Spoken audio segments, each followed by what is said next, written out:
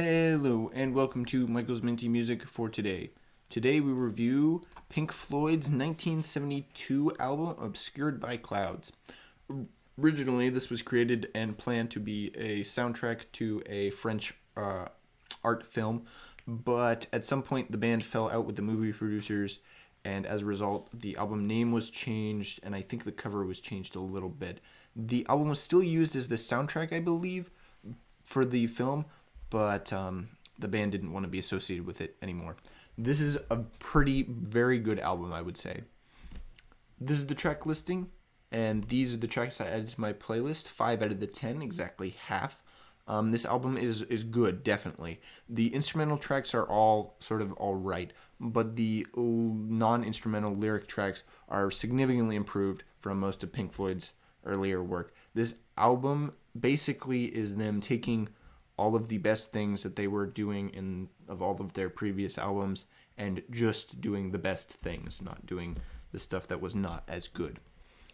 The instrumental solos kind of actually contribute to the flow and the style of the album and stop taking away from the rest of the tracks, which that sort of idea is something they've been improving on for the past few albums. And the non-instrumental tracks are actually really good. It's got some of the best, I would say. Definitely really good here.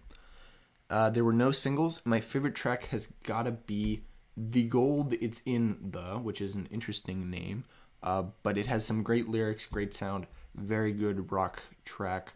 Despite the fact that the lyrics kind of end halfway through and then it just goes into a solo, it actually works pretty well. The lyrics, if they didn't do that solo, I think the song would be better, but it's still pretty good as it is, and probably one of the best Pink Floyd tracks I've heard so far.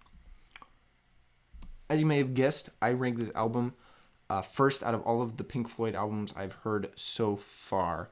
It's pretty much noticeably better than all of their work previously. It takes basically the best things they've been doing for the past, I would say, 4 years, although really it takes everything, and puts it together, creating a whole that is probably at least equal, if not slightly more, than the sum of all the individual parts. It's definitely a good album. The first album of theirs, which I would say is definitely worth a listen and is good. Additionally, this album does take my favorite spot from 1972, although it is the only album I've listened to from 1972, so there's no competition. But it's still a good album. I do think it does deserve the spot to some extent.